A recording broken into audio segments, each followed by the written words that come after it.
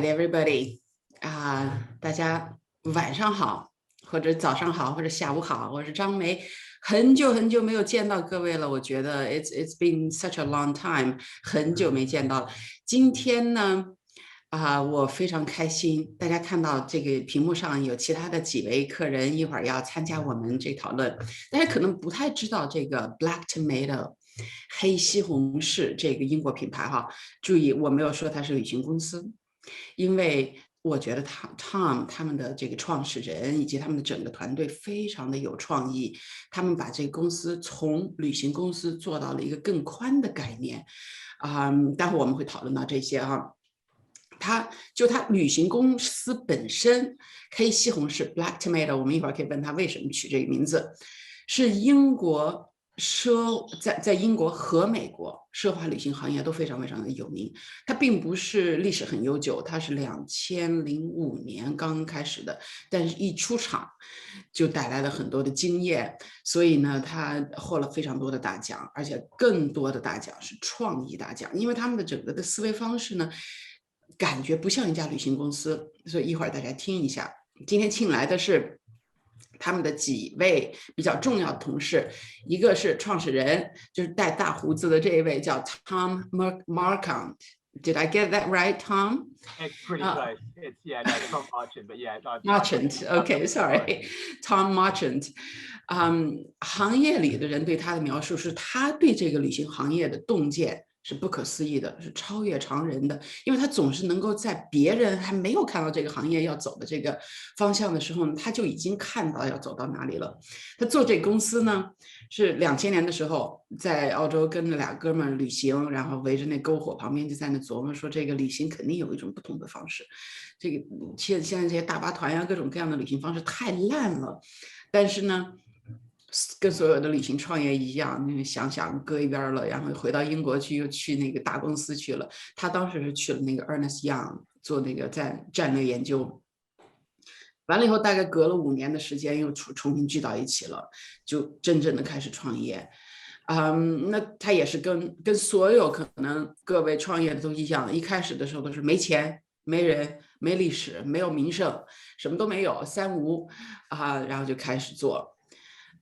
但是他特别善于创造各种各样的话题，他们做了好几个不同的产品，一个叫 Black， 一会儿他们会给我们介绍，还有呢叫 Get Lost， 什么 Bring It Back，Tell Me a Story， 给我讲个故事呀，就他是从产品上也是取一个名字就 launch， 就往前做一个产品。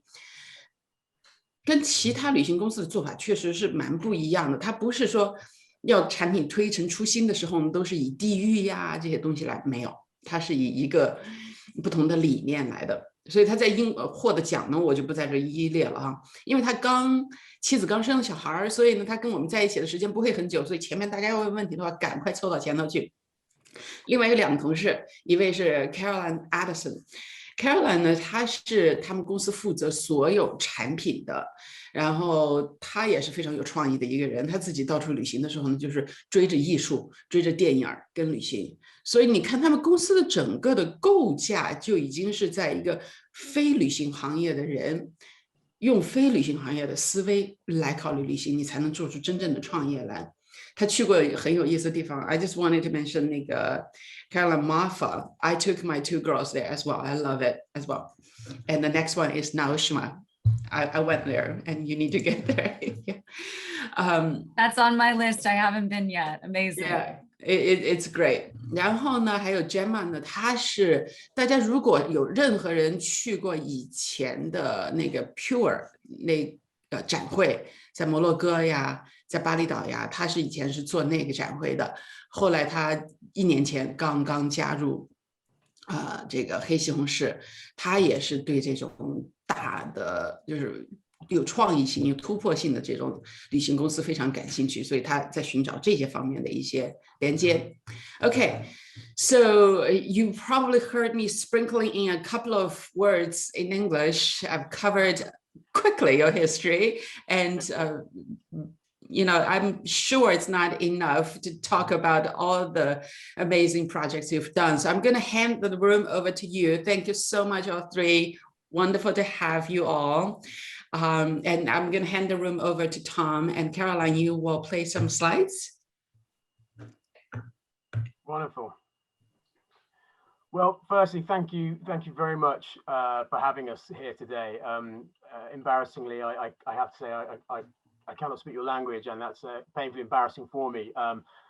One day I hope to have a much better grasp of it, but I hope everything you said then was complimentary, so I don't undermine everything you just said. But look, thank you for letting us join and speak to you today.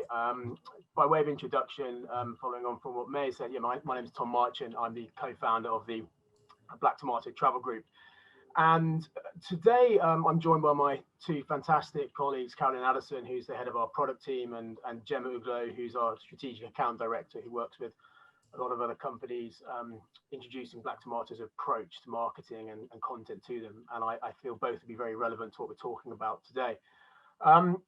What I'm going to talk about a little bit is just a bit of a background to Black Tomato, kind of how we got to where we are today, and just a couple of the underlying principles upon which we built our business that I think are as pertinent today as they were when we started, and probably increasingly so as the world has increased its consumption of content and and continues to look for compelling messaging and engagement. And Black Tomato has always been about compelling messaging and engagement, and we've been one of the reasons why we've been asked to come in today and talk about how we approach that facet of our business. So without further ado, I'll start chatting a little bit about Black Tomato for probably no more than 10 minutes, and then I'll hand over to my colleagues to expand on some of our products and services and our approach to this. And then I know we have some questions lined up for the end, which hopefully we can get into, and I can share some thoughts on that as well. So a very quick, I said, you probably already heard a bit of our history, but a quick potted history of Black Tomato. I always say that it began with a crocodile. And what I mean by that is when I was 21 years old, I was traveling in the depths of an area called the Pantanal in Brazil with my now business partner, James Merritt. And we were traveling through the jungle, and one day walking across the shores of a lake, I stepped into the lake, and the water erupted, and a crocodile, a caiman, emerged and ended up chasing me along the banks of this small lake. And once I'd finally found safety and I sat there and regathered my breath and my heart rate dropped enough, it sort of dawned on me that it was these mind-blowing, magical experiences. It didn't feel that magical when I was being chased, but afterwards it did, that I wanted to build a life around creating for a consumer and a market who felt the same about the world as myself and my partner did. One, that it was full of experiences to be enjoyed and to immerse yourself in, but also that it was quite hard to find them. And the way that the world was being introduced and marketed to our target audience at the time didn't really resonate with us. And what we felt was, this was probably about 15 years ago, was that travel was sold by long lists. You'd find brochures or websites that were full of long lists of destinations.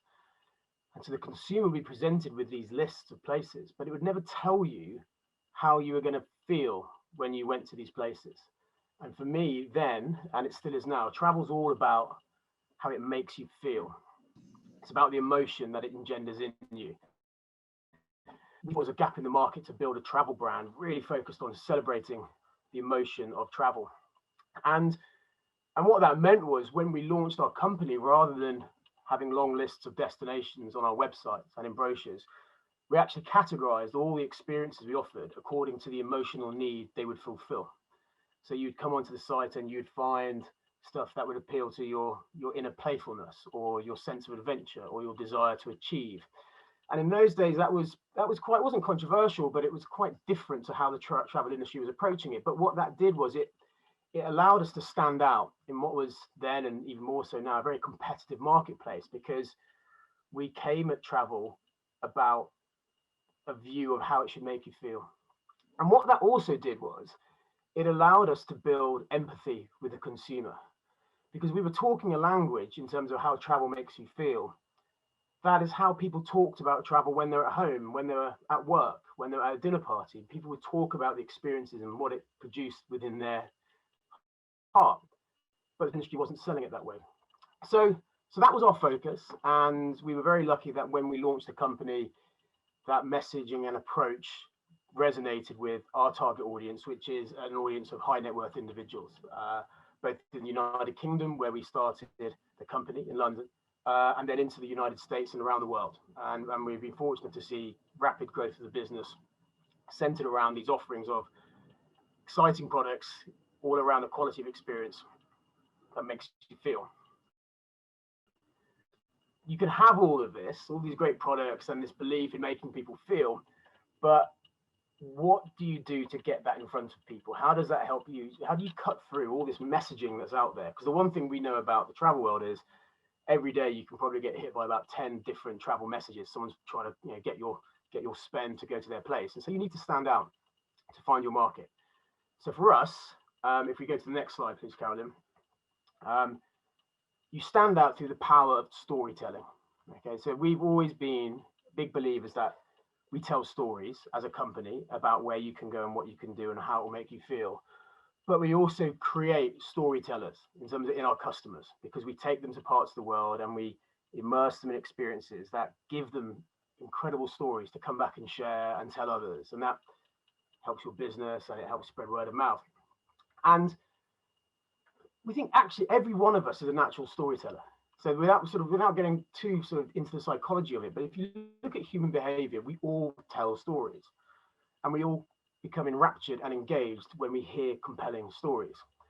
And it was our belief that the travel world, we have the best assets in the world to play with because we've got the world. But yet at the time, people just didn't sell travel in a way that got people excited. It was very much by the numbers. It was very rudimentary. It was the same place, but with a different logo. It was the same imagery, but with a different sort of backdrop. And so what we wanted to do was look at the world and find great stories around the travel experience we offered and bring those to life. Now, we've done that in a myriad of ways, and that still is at the heart of our business, is telling stories. And that's driven by the products we create or marketing campaigns that we want to use to build resonance with our customers. But a key part of that was we sought to become what we call part of their social fabric, part of our customers' social fabric. And what I mean by that is quite traditionally, people put travel in a box. So what we're offering is sits in a travel box, and it might get considered once, twice, maybe 3 times a year by the consumer when they're planning their travel. But outside of that, they're not really thinking about you. So our goal was, well, how do we actually how do we stay front of mind so that in time when they do come to think about their travel, we're the first people there. So what we did was we continually looked at how current events, pop culture phenomenon could be related to travel. So whether it was a new exhibition by a leading artist, whether it was a new fashion line by a fantastic designer, whether it was a new book released by a favorite author, as these events happen, we'd be developing products or developing marketing campaigns to leverage off these events and these phenomena. So that slowly we became woven into all these other social fabric assets of our customers' lives. So, when a favorite band of mine, a British band, I'm sure many people won't know, but it's a band called Arctic Monkeys. It's a very strange name, but they were very big in the UK, and they released an album that was really, really, everyone was talking about it, but they recorded it in the Mojave Desert. And so when this album came out, we did a whole Mojave Desert immersive trip inspired by this album, by this band that loads of our customers followed. And so you start weaving travel into other pop culture phenomenon, and you become more relevant and more current. So we have a whole innovation team at Black Tomato who continually looks at what's happening around us outside of the travel industry that we can relate our experiences to, and in that way bring ourselves into our customers' lives. The other aspect of power, and in terms of the power of storytelling, it's about speaking to the customer as you would want to be spoken to. Now, there probably aren't enough hours in the day for me to go on a polemic about how language is used in travel, but the travel industry traditionally has been very guilty of using lazy language when it comes to talking about places or telling the customer what that place is going to do for them or how it's going to make someone feel. And what we wanted to do when we started was we wanted to be that friend that we all have in maybe a city in different places who knows the places to go, who knows the inside track, who knows how you want to feel, and talk about it in a language that feels like you're having a conversation with a friend as you would normally be spoken to. not in a language that feels antiquated or from Victorian era United Kingdom, but yet so much of that still pervades. And when you talk in that way, you lose the ability to connect. You put distance between yourself and the consumer. And I still think some of my favorite hotels in the world are still guilty of this. They still use these very, very dull, quite uninspiring language, and that doesn't drive an emotional response, and it doesn't build empathy with the consumer. So again, for us, it's always been about the language you use when we're speaking to the consumer and speaking to them as we would want to be spoken to. And by doing that, we do drive an emotional response by conveying the passion that we have for sharing stories about the world. We have countless examples, and Carolyn will speak to some of these later on, where we have launched products based on our passion for how we could explore the world, and those turn into great stories that in turn inspire people to book trips. And it's interesting because me talking about the power of storytelling, I could probably guarantee that there's 100 presentations going on right now around the world where people are talking about the power of storytelling, because everyone talks about the power of storytelling. It's very easy to tell stories about storytelling. So the point I'm making is, even if you recognize that telling great stories is effective, don't rely on the obvious. Don't just go with the flow. If you're going to tell a story, think about the message. Think about something that will stand out. Think about something that will captivate or hook someone in. Think about the power of what you're telling people. Too often you see, someone's got a great story and it actually means nothing. If someone's telling you a great story about a hotel room, that needs to be a great story. So there are great stories about hotel rooms, and it might be in the detail of a lamp that was sourced 250 years ago that's placed in the corner, and there's a great story behind it. But find those stories, because that's what a customer will hook into. Okay, the next slide, please, Carolyn. So you have stories, but how are these stories represented and how they manifest themselves? And it's about content. Now, again, it feels like we're playing corporate marketing, if you forgive me, but everyone talks about content being king, and you're always, when you hear that, like, okay, what does that mean? Well, ultimately, we are all avid consumers of content now. If I think back to the 15 years ago when we started this company, in terms of its influence, social media didn't exist. The internet was in existence, but was far more rudimentary in terms of how it presented content or how you could consume content. And it was probably easier in those days, because if you had a strong point of view and some good creative behind it, you could stand apart more easily because less people were up to speed on creating content. Now, we're getting content served to us every second of every day. We're having content tailored to our preferences, even if we like it or don't. So you are being bombarded. So again, if you want to reach the right audience or stand apart, you have to have content that cuts through. So it has to mean something or stand out, and that can be whether it's the aesthetic by which you're using to show that content, whether it's the power of the language you're using to present that, or in an ideal world, it's those two facets plus product that is so mind-blowingly interesting and different that it is impossible to ignore. So when we develop product or unique product that Karen will come on to, we often talk about this being impossible to ignore. So do something with your story that will cut through and avoids being the same.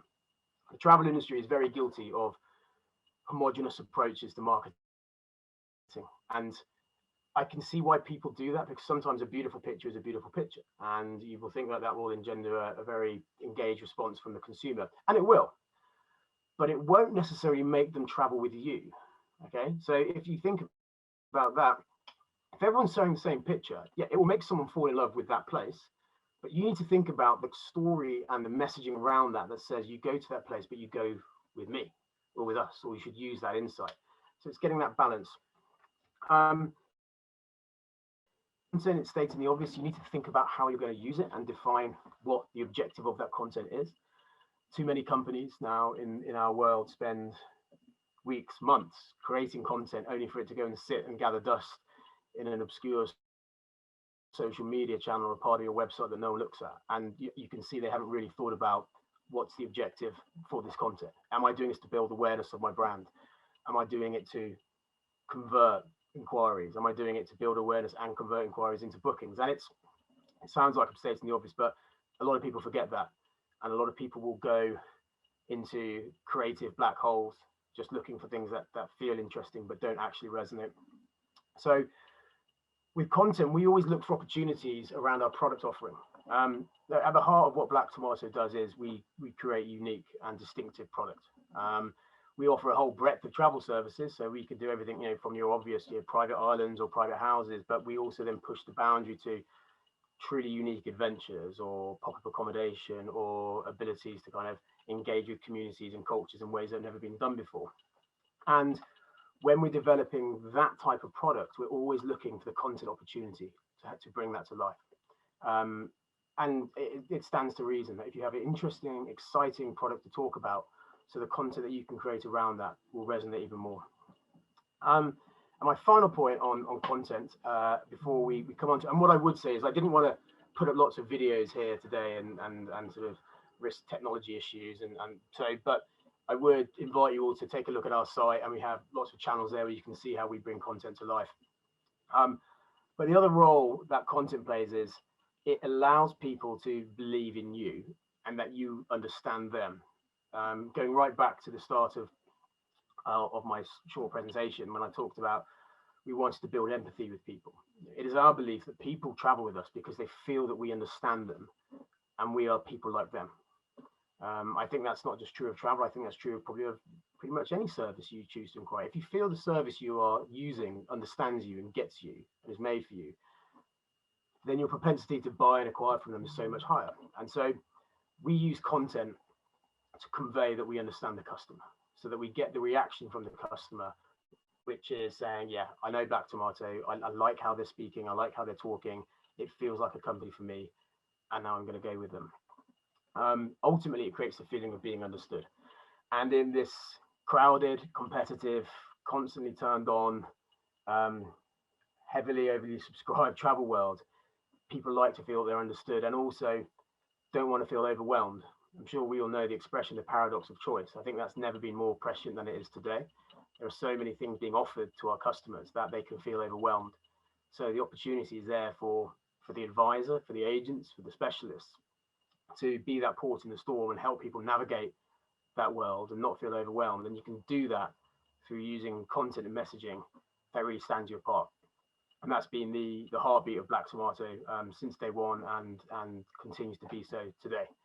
So that's just a brief snapshot of how we think about Black Tomato's content and creativity. I could, probably bore you all for hours about many other facets, but I just wanted to kind of give you a little lead into sort of how we think. And on that basis, you'll now see some examples in terms of how we think and how that has led to really interesting product being created and content being created around that. So I'll hand over to Carolyn shortly, and following that, I wanted to, my colleague Gemma will be speaking. Gemma leads part of the Black Tomato group called Studio Black Tomato. And just by way of introduction to Studio Black Tomato, that is our own content and creative agency that we created about 6 years ago, because many travel brands came to us and said, we love how you guys produce content, we like how you think about brand, could we run a campaign with you? And that then led to them asking us to actually create their own content for them. So that actually created a new business within our group, and we work with leading travel and lifestyle brands around the world. And Gemma's just going to bring that to life a bit so you can see how we apply some of this thinking that we use in Black Tomato to other leading luxury and lifestyle brands, which I think will be some quite interesting learnings from that as well. So on that note, I'll hand over to Carolyn, and you can take us through some examples, Carolyn. Fantastic. Let me just, first I apologize, I got your origin stories destination wrong. I somehow said it was Australia and it was Brazil. So that's why it's important to hear from the source. And can I just clarify one thing? And Gemma's the leading studio of Black Tomato, is that the same as Soster, or what's the relationship? So Soster, that's a very good question, mate. Soster is what Studio Black Tomato is going to become. So we're evolving Studio Black Tomato into Soster. Okay. The purpose of this, because it's in sort of beta mode. The final launch will be soon, but so for today, we'll talk about it as Studio, but within 3 months, it'll be fully rebranded as Soster. I just didn't want to confuse people. And also, mate, I should add, you are right about Australia, though, because it is where myself and my partner from university met our third partner in Australia. So where we were traveling there, and round a campfire in the Australian outback is where the seeds of the business that became Black. Oh, good. So you were right. Glad to know I wasn't too far off the continent. Let me just check the temperature of the room, see how everyone's doing. 那个咱们可能也没有太多的时间总结一下，大家觉得听着 OK 吗？需要它再慢一点，或者是怎么样做一些调整吗？可以在对话框里头写出来好吗？大概的。那我就很想提他刚才讲的对我来说比较有用的几点。第一个是他这个产品归类的时候，或者是他推广他的公司的时候，用更驱动的是一种感情驱动，他用跟消费者的这同理心的方式，他的目的地这些产品的归类都是以你感觉是什么？感觉是被挑战了，或者是感觉是被大自然感化了，或者这样子来规划的。大家可以去看一下他们的网站。然后后面的讲故事这一点呢，可能在我们碧山讲堂里头强调的，跟他强调的可能也差不多。讲故事是特别特别重要的，怎么样把一个目的地的故事讲好了？如果大家想知道的话，可以问更多的问题。有需要什么调整的话呢，可以在对话框里头发给我们，好吗？ Okay, Caroline, handing over to you.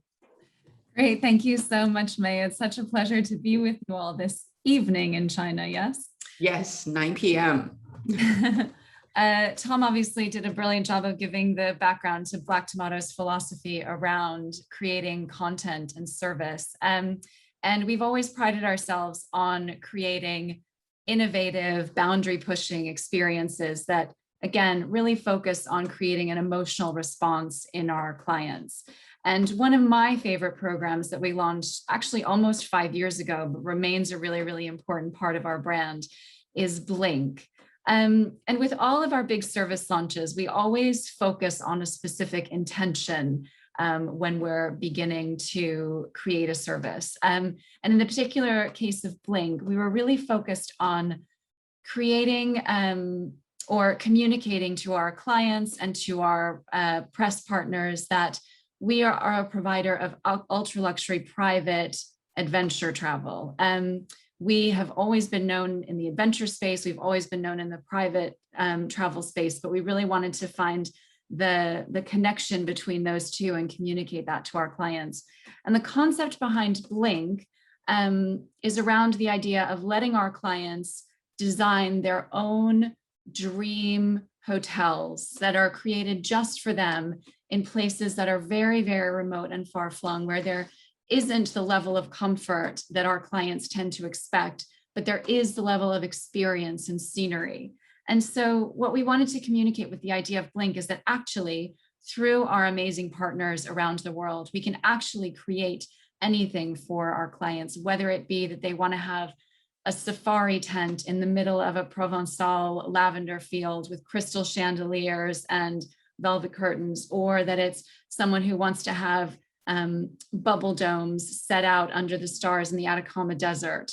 So we spent a lot of time focusing on what the various options we could offer to our clients were, because of course, I think being, even though we want to be bespoke and design things to suit exactly what our clients want, we also need to spark ideas in them. So give them ideas of, would your dream be to have a world-class astronomer with you in your Blink camp? Would your dream be to have a Michelin-starred chef? Would your dream be to have a Pritzker-winning architect design it? And so once we had the concept, we created a detailed kind of menu of services that we could use as conversation starters with our clients. And then the next piece of the puzzle before launching Blink was really to gather some really evocative photo and video assets to convey the concept, because again, with something as new and as Blink, we really needed to be able to explain it in a way that people would understand before they had the experience themselves.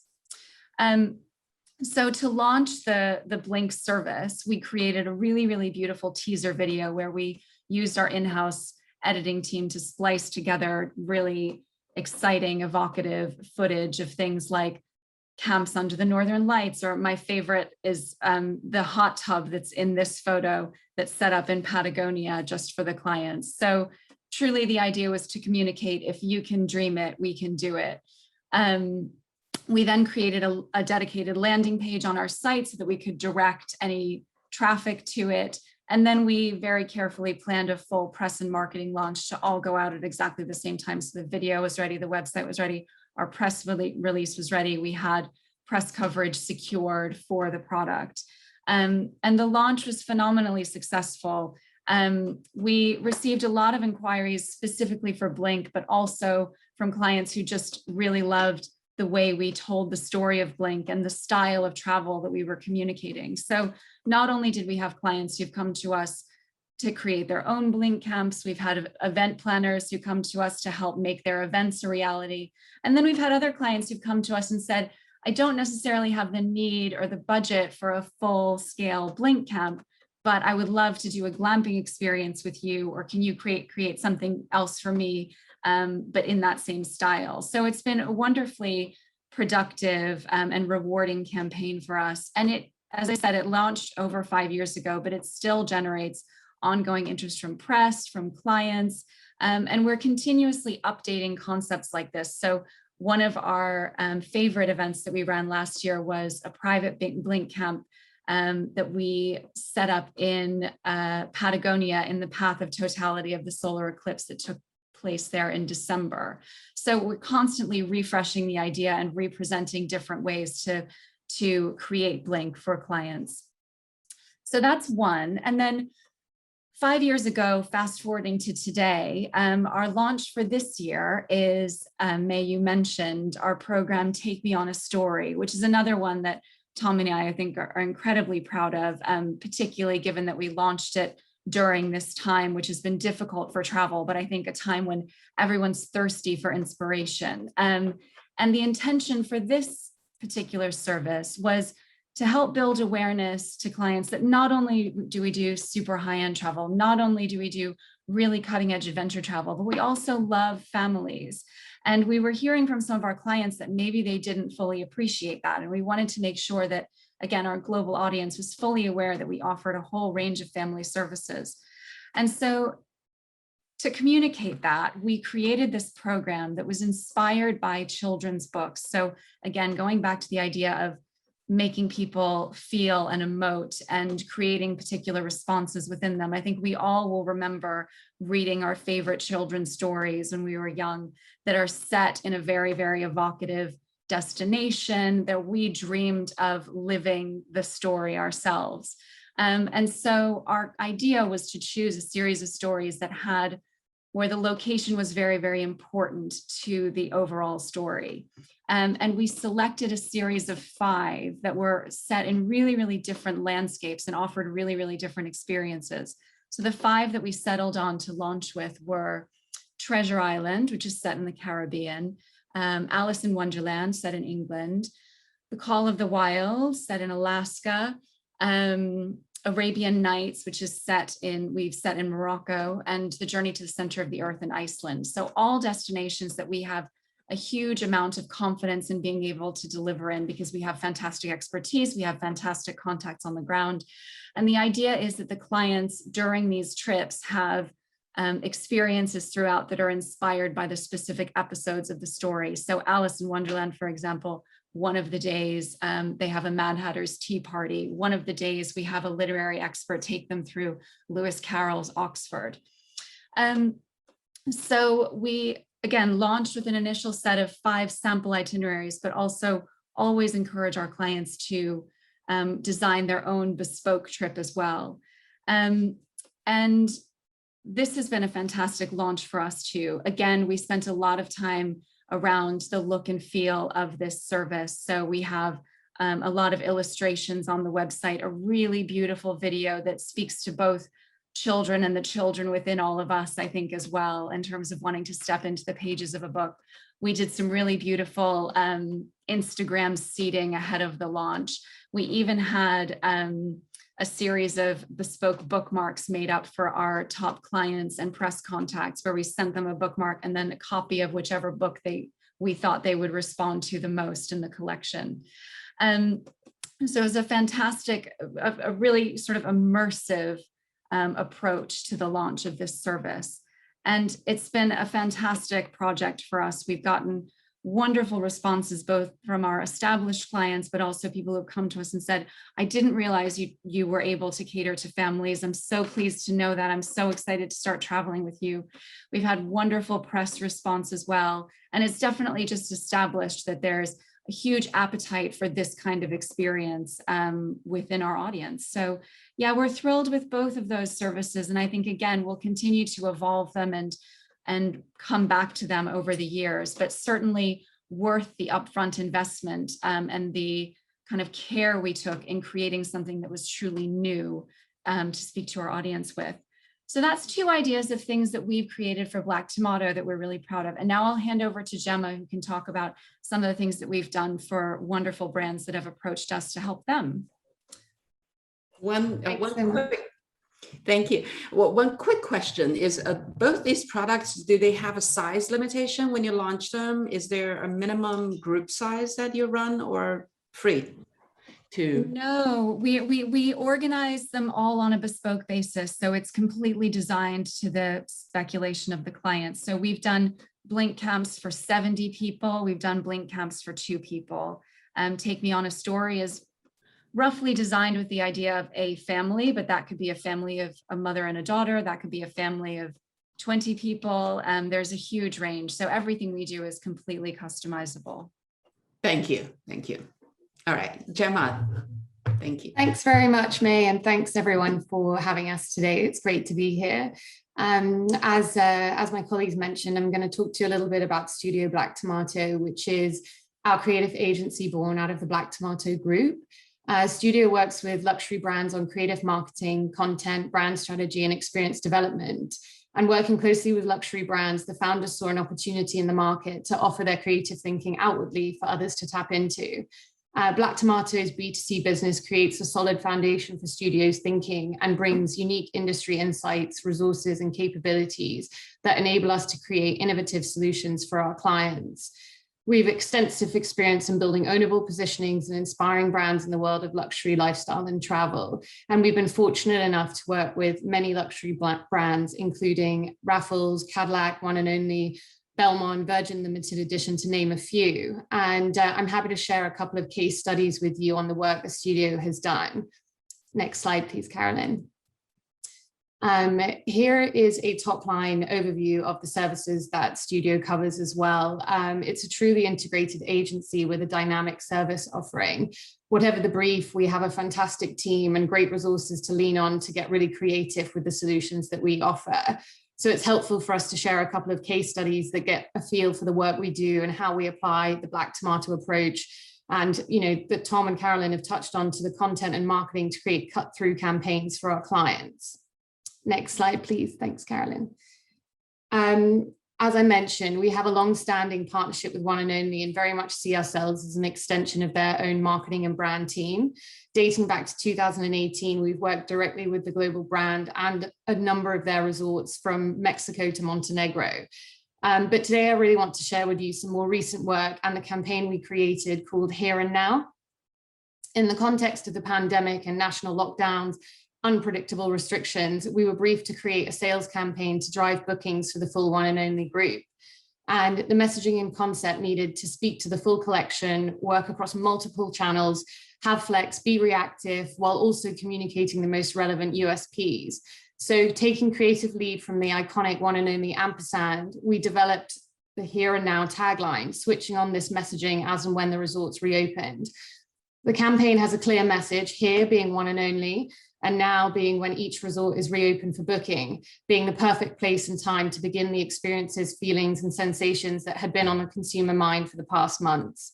And focusing on resort-specific USPs, we proposed the lifestyle that is now possible here and now, with a strong emphasis on the things consumers would be in particular need of.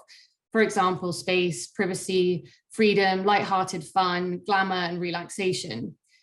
Visually, the ampersand was then used as a vehicle to communicate the USPs that the guests had most craved, and an emphasis on the duality of lifestyle available in each resort. The ampersand not only fits with the One and Only aesthetic, but also the nature of each resort, which allows a duality in lifestyle. You can enjoy both complete privacy or opt into the buzz of celebration. You can enjoy space to completely relax, or explore active adventure. So in practice, the example of this messaging might be space for your head and space to run free, food that tells a story and food for the soul. And we use the ampersand as the lead visual component to differing degrees throughout the campaign based on the suitability to the channel and the message. And with the social display, our focus was on leading with questions to the consumers, encouraging them to consider what they want for their upcoming trip. Again, using the ampersand as a more subtle sort of visual cue. And balancing this emotive messaging and the very direct here and now tagline, it worked really hard across all channels that we created assets for, whether that was social display, landing pages, video, to drive bookings. If we can go to the next slide. Thanks, Carolyn. Here's just a couple of the assets that in action that we use for the campaign, a social media carousel on the left, and then an EDM that we created on the right. And with the campaigns running across all the resorts and multiple media channels, the campaign totaled over 600 plus bookings and nearly $2.6 million in revenue at a time when the travel and tourism industry was really struggling. So one and only, we're really delighted with the success of the campaign. And to Carolyn's earlier point, it has an evergreen strategy that offers marketing mileage as the sentiment continues to be relevant and flexible. So it's a great partnership and one we're constantly evolving and adapting to alongside their brand. We know their brand inside and out, and it's always exciting to receive a new brief from them to keep their marketing consistent and moving forwards. So the next case study we're going to share with you is for the daring and sophisticated Cadillac brand. And I'm actually going to pass you back over to Tom to talk this through, as he was very involved in this project and was very close to it. So he's better positioned to talk you through it. So here you go, Tom. Thank you, Gemma. Yeah, so Cadillac's was a really interesting partnership. This came from a relationship I had with Cadillac, where I'd gone and spoken to their company about building entrepreneurship within companies. And at the time, Cadillac was going through a rebrand. They were moving from Detroit to New York, and they had a whole new campaign centered around daring greatly. And what they wanted to do was use certain lifestyle pillars of their target audience to bring this new brand to life.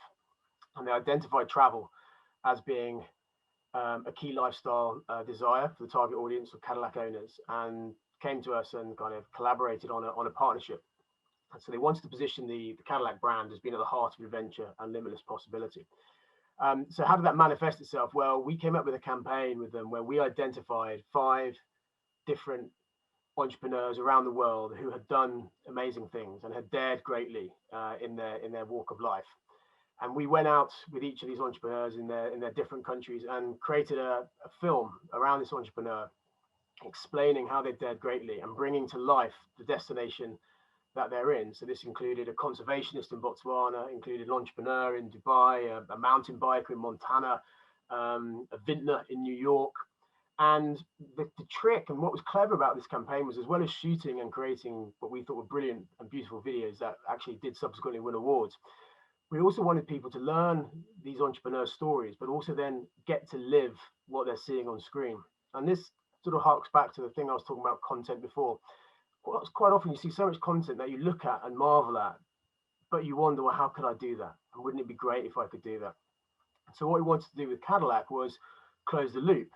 So for each one of these beautiful films we created around these individuals, we then created the full travel itinerary inspired by their video.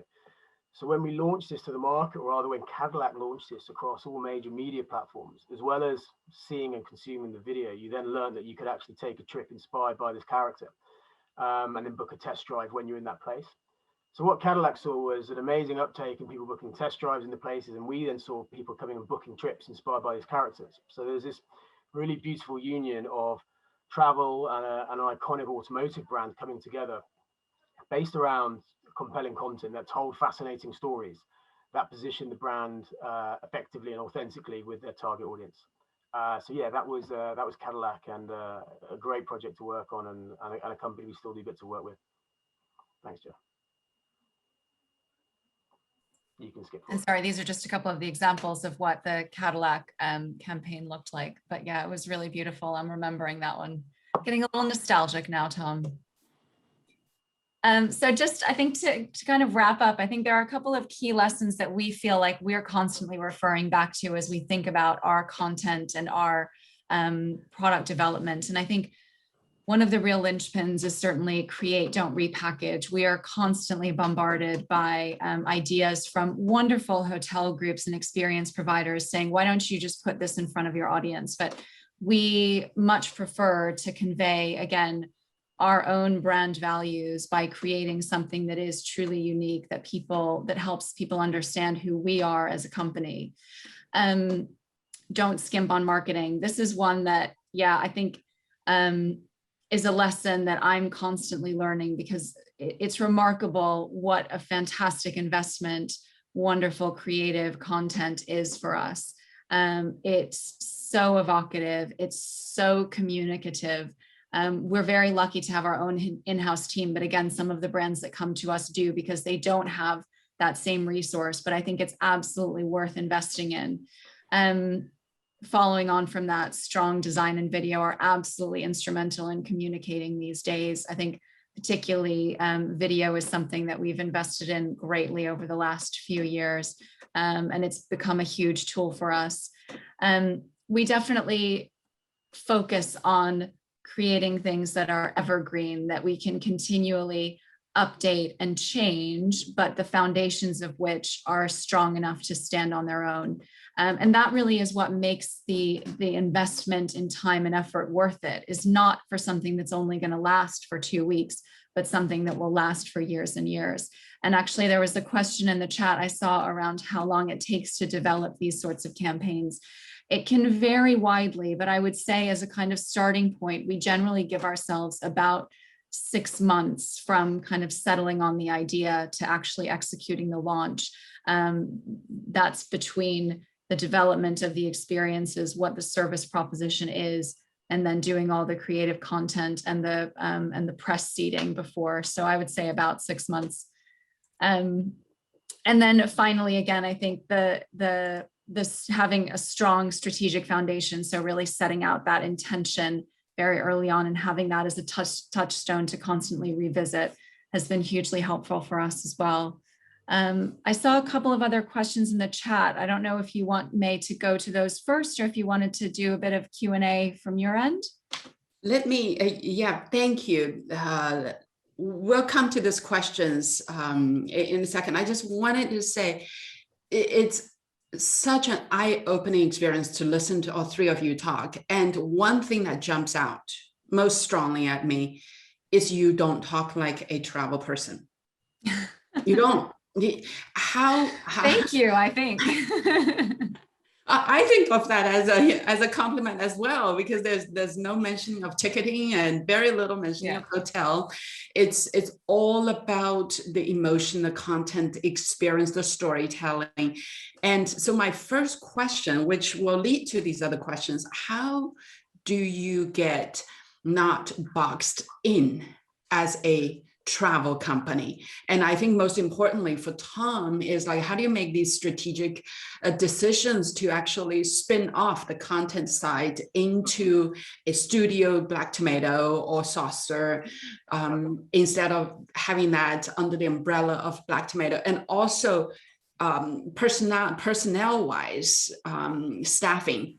How do you make sure you're bringing in people who bring this creative energy rather than constantly think about itinerary?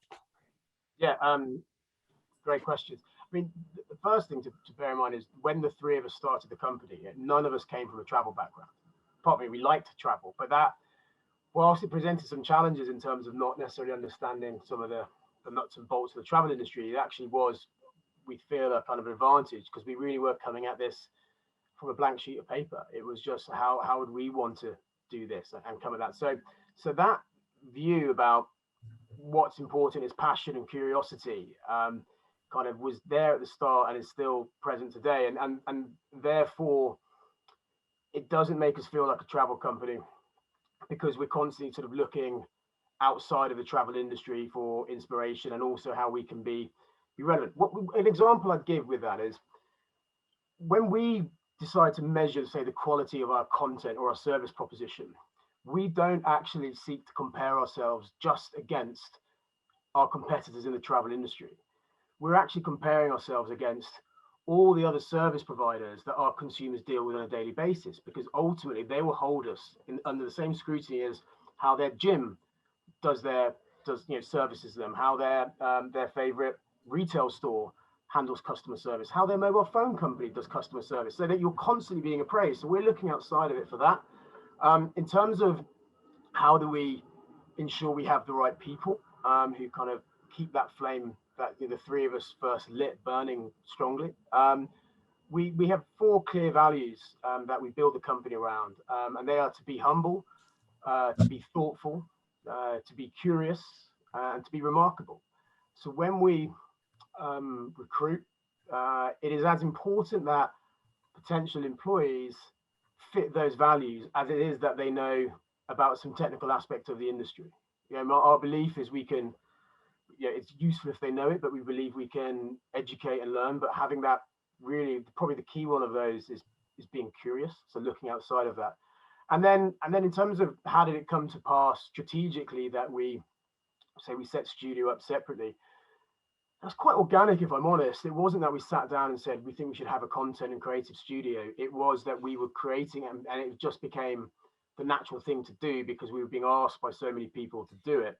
And we saw that there was a strong business there that could both support and enhance what Black Tomato is doing and also benefit from Black Tomato. So that was one that was more kind of presented to us, and we thought it made sense. But look, we're big believers in the power of the brand. So we think if Black Tomato is going to apply itself to something, it needs to really work. Susta, which is what Studio is going to become, we think is going to be the most exciting, creative and strategic content shop out there in the travel world. So really excited to bring that to life.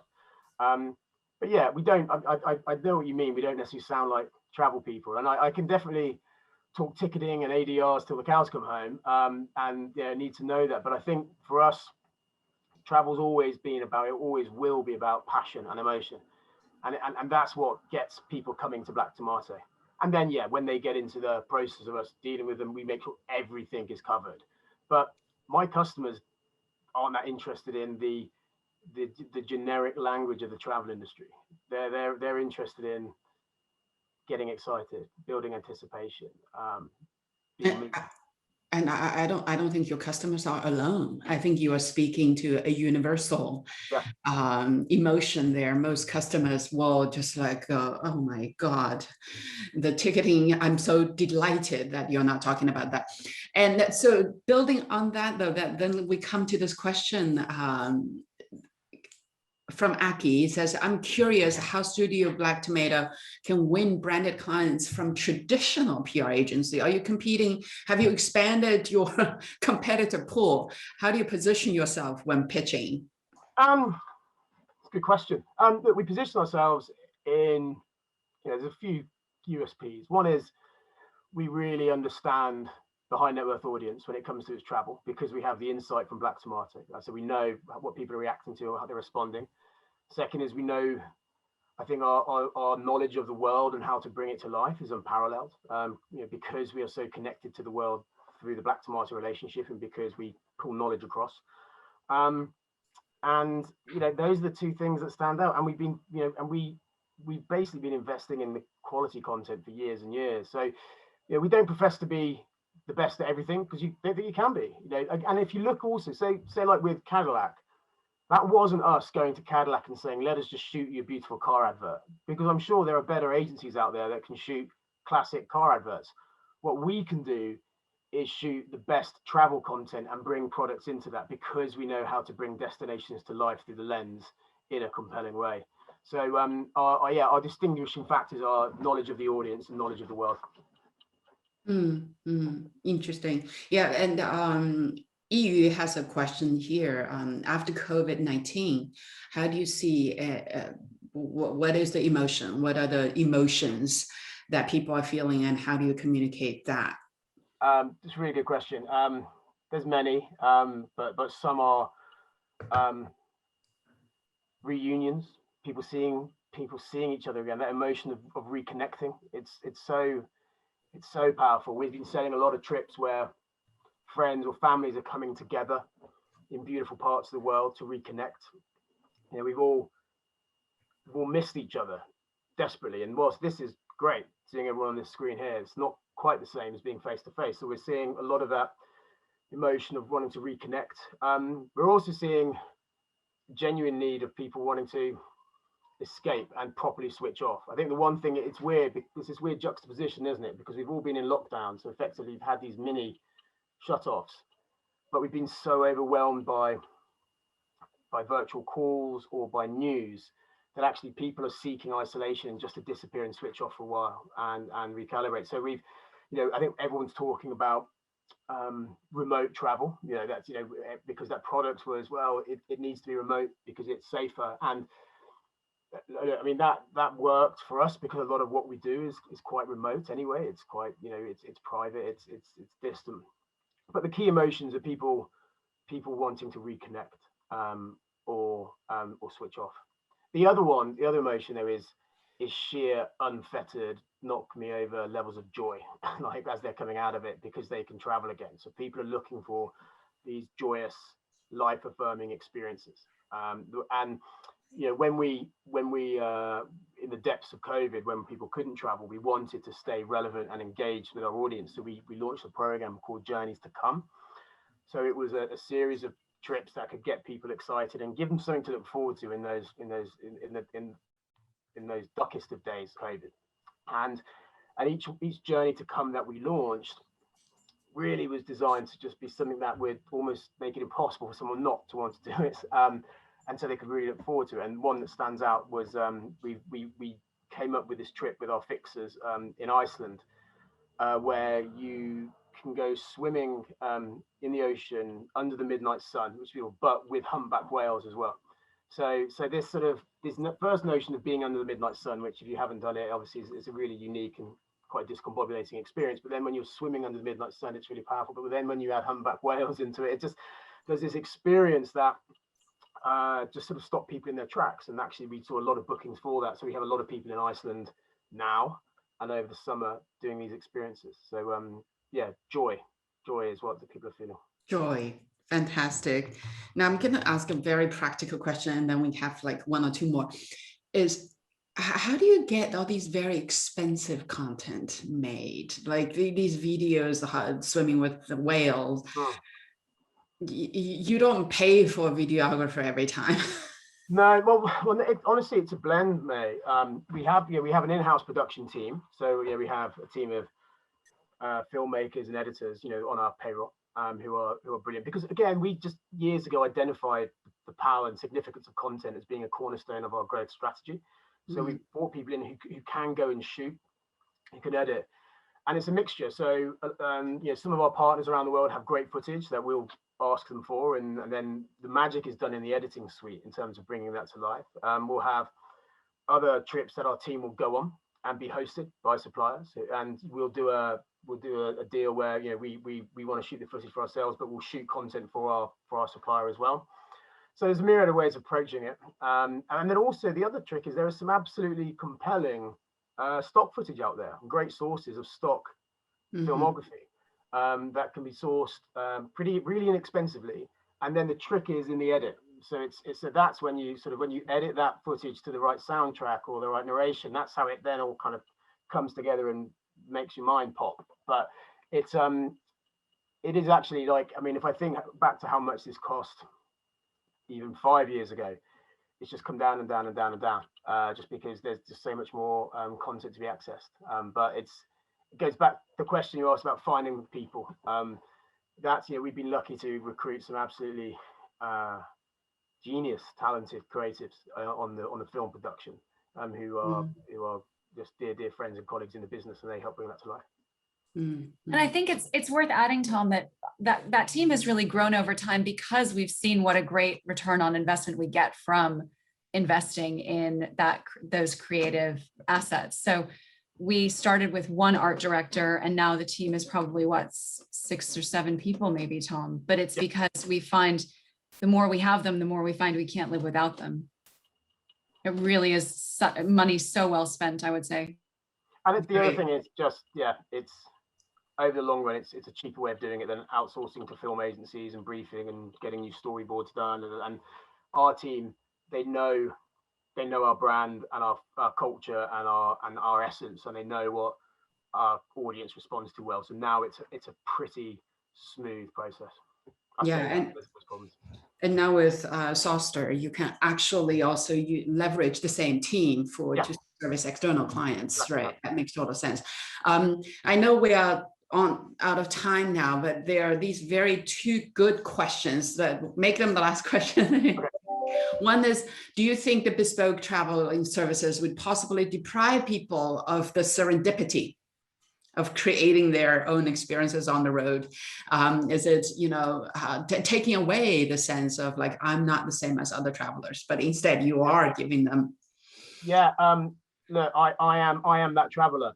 Okay, so I exist for serendipity, and the way I describe it, what we do is we call it framed spontaneity. Okay, so what we like to do is put people in places, but still allow for those moments of turn the corner and see what happens to happen. Look, some of our clients want everything to be mapped out to the nth degree, so they're knowing where they are morning, noon, and night. Others say, look, I want to explore this part of the world. I need recommendations of where to stay, but I just want days spent being able to get lost in places. Can you do that? And we'll set that up. It's like, we'll just stay here and go for a wander. And if you want to be picked up in 5 hours of the car, it's fine. We're here on the phone to be picked up. So what we're doing is we're taking out a lot of the hassle to get to that point, but still allowing our customers to have that sense of freedom and exploration. I'd probably be happiest if I had 6 months and a battered old leather backpack that I could go and explore and do that. But sadly, for most of us and for our clients, their biggest kind of limit is time. So we need to help them maximize every moment of that time off. But that time can be spent full of serendipitous moments. And yeah, I agree, that's one of the most romantic aspects of travel and should never be steamrolled out of it. Or programmed into steel. Yeah. Right. And the last question is very good. Well, a simple one: do you have an office in China? If not, this is a good crowd to pitch to. Yeah. And the question is, would you be able to share how sticky the client base of Black Tomato is, and how do you continuously surpass the wow experience? Yeah. We don't have an office in China. To answer that question, it's a very sticky client base. We're very lucky. Our loyalty rate is very high, and we get that because we've got a fantastic customer relationship management team. We invest heavily in building relationships for the long term, and we do that through a myriad of factors, not just great service, but also in terms of the product where they travel, but honesty in terms of how we service them. It's very easy sometimes to make a quick sale for a quick buck, but it isn't right, and they don't come back. So we're big believers in adopting candid approaches with our clients, and they respect that and come back to us for that. And sometimes it means us missing a piece of business. We're okay with that. So those are just some factors. And how do you continue to surpass the wow?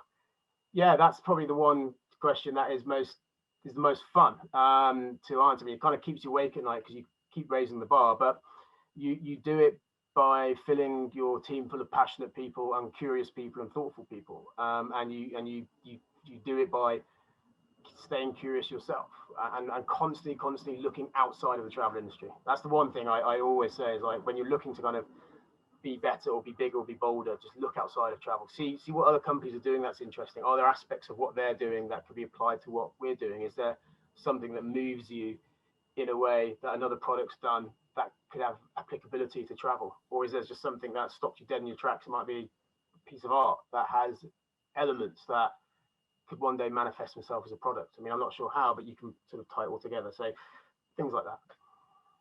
Fantastic. I think this conversation is so rich, and probably will keep some of our members awake tonight to think about how they can think out of the box.